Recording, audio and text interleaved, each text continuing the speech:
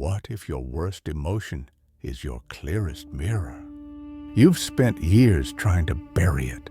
That flash of heat when someone cuts you off in conversation, the tightness in your jaw when you're ignored, the sharp words that rise before you can stop them. You've been taught anger is the enemy, something to suppress, control, apologize for endlessly.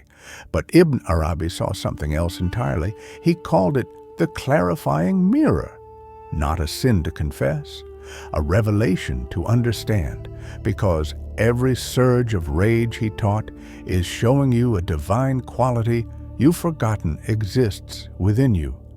Ibn Arabi spent decades watching people fight their anger like it was a foreign invader. Shame spirals, endless guilt, spiritual bypassing. He noticed something strange. The more violently someone rejected their anger, the more it controlled them. Like trying to hold a beach ball underwater, it always erupts somewhere else. So he asked a different question. What if anger isn't the problem? What if it's the messenger? Here's the teaching that changed everything. Every emotion you feel reflects a divine attribute, not metaphorically, actually. Your capacity for love, the loving manifesting through you. Your moments of mercy, divine compassion breathing through your chest. And your anger, that's divine power, the quality that subdues and protects, showing itself in human form. Ibn Arabi didn't say anger is holy. He said anger is information, a mirror held up to show you which divine quality is trying to speak through you right now.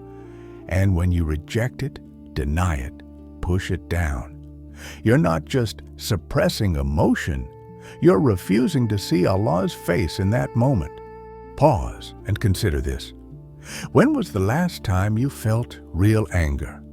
Not irritation, not frustration. Deep, coursing, undeniable anger. What was it protecting? Because that's Ibn Arabi's first insight. Anger always points to something sacred that's been violated, a boundary crossed, a dignity trampled, a truth ignored. Divine protecting power exists to guard what is precious. When you feel anger, you're feeling the echo of that protection rising in you. The problem isn't the anger. The problem is you've forgotten what it's protecting. Most people experience anger as chaos. But Ibn Arabi said, look closer. There's always a precise point of violation underneath. Someone dismissed your time. The anger is protecting your value. Someone twisted your words. It's protecting your truth. Someone harmed someone weaker. It's protecting justice itself. The rage isn't random. It's diagnostic, showing you exactly where something sacred has been touched. But here's where it gets deeper. Ibn Arabi taught that the mirror works both ways. Your anger doesn't just show you what's been violated outside, it shows you what you're violating inside. Listen carefully. The intensity of your anger is often proportional to how much you've abandoned the very thing you're defending. You rage when someone disrespects you. Look at how you've been disrespecting yourself. You explode when someone lies to you. Notice where you've been lying to yourself. The mirror is showing you your own betrayal. Ibn Arabi called this the wound behind the wound. Your anger at others is often grief about yourself. He told a story that explains this perfectly. A man came to him furious about a neighbor who kept breaking promises. This man has no word, he said, no honor, no integrity. Ibn Arabi listened, then asked one question. What promise have you broken to yourself? The man went silent. 2 days later, he returned. I promised myself I would learn to read Quran properly. 10 years ago. I still haven't started. The neighbor's broken promises were a mirror, showing him his own abandoned vow. The anger wasn't wrong. It was just aimed at the wrong target. Notice this in yourself for a moment. What makes you angriest in others? What quality? What behavior? What pattern? Now ask, where am I doing this to myself? This is where Ibn Arabi's teaching becomes truly transformative. Once you see the mirror clearly, anger stops being destructive. It becomes remembrance, not of your wound, of your wholeness. Because if divine power is rising in you, it means you still have something worth protecting. You still have boundaries that matter. You still have truth that refuses to be silenced. The anger is proof you haven't given up. Ibn Arabi taught that people who feel no anger have often abandoned themselves completely. They've made peace, yes, but at the cost of their soul's dignity. True spiritual maturity isn't the absence of anger. It's knowing how to understand it. So here's his method. 3 steps. First, stop mid-surge. When anger rises, don't act. Don't suppress. Just pause. 1 breath and ask, what is being protected right now? Not what are they doing wrong. What sacred thing in me is under threat? Second, look for the double mirror. Ask, where have I violated this same thing in myself? If it's your time being disrespected, where do you waste your own time? If it's your truth being dismissed, where do you dismiss your own knowing? The outer violation always points to an inner one. Third, respond from wholeness, not wound. Once you see both mirrors clearly, you can act, not from reactive rage, but from divine anger, the kind that protects without destroying, the kind that says no with clarity, not cruelty, powerful, precise, protective, not violent. Let me give you an example from daily life. Your adult child speaks to you with disrespect. Old anger rises, years of small dismissals. First mirror, what's being violated?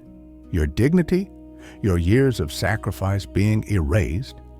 Second mirror, where have you dismissed yourself? Maybe you've spent decades putting everyone else first, never honoring your own needs. Now the choice. Reactive anger says, after everything I've done for you. Suppression says, it's fine, they're just stressed. Divine anger says, I won't accept being spoken to this way, not because I need your respect, because respect itself matters, and I matter. Calm, clear, unshakable. That's divine protection in human form. Ibn Arabi used to say something that confused people at first.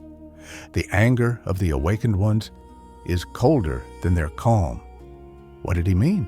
That true divine anger doesn't burn hot with ego and reactivity.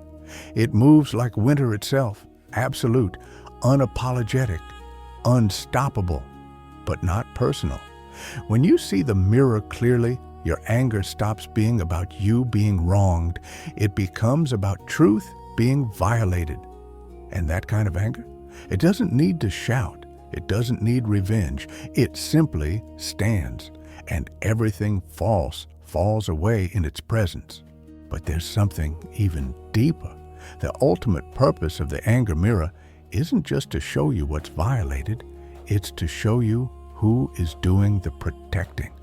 When you feel that surge, that heat, that power, that undeniable no rising in your chest, who is that?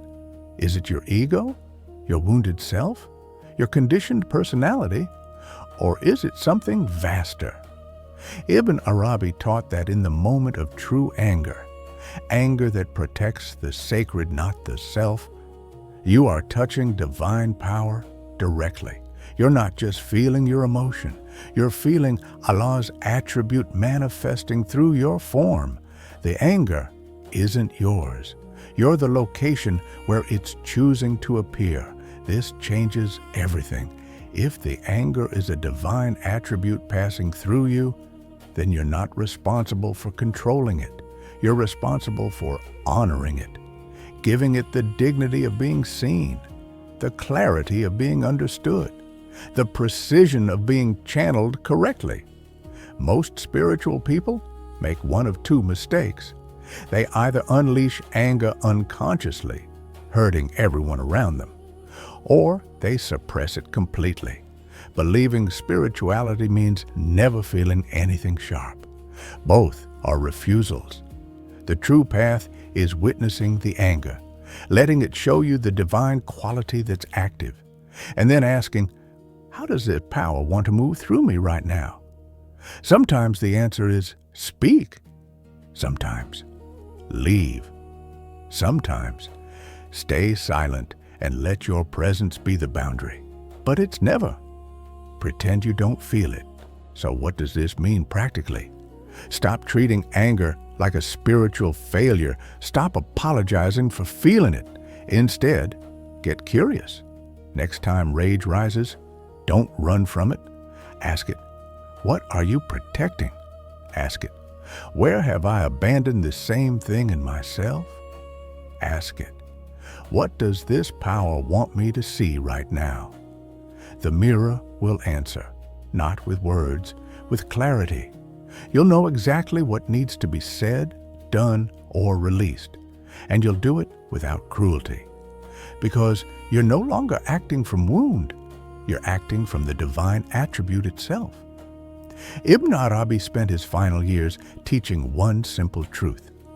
Every emotion is a door, not to your psychology, to Allah's names. You are a walking revelation. Every feeling is a verse being written through your life. The question is, are you seeing it? Or are you too busy wishing you felt something else? Here's the final truth. The mirror of anger isn't here to make you comfortable. It's here to make you whole, to show you where you've split yourself, where you've abandoned your own dignity, where you've let truth be trampled because you wanted to keep peace. Divine anger restores you. It says, this matters. You matter. What you protect matters. And pretending otherwise is not spirituality. It's betrayal. So the next time you feel that heat rising, don't shame it, don't fear it, don't unleash it blindly. Just look into the mirror and ask, what face of Allah am I seeing right now? The answer will change how you move through the world, not with less power, with more precision, not with less feeling, with more truth. Because you'll finally understand. Your anger was never the problem. Your refusal to see what it was showing you, that was the problem. Ibn Arabi used to say, the heart that fears its own fire will never know its own light. Your anger is sacred, not because it's always right, but because it's always revealing. What will it show you today? How will your anger become your mirror today?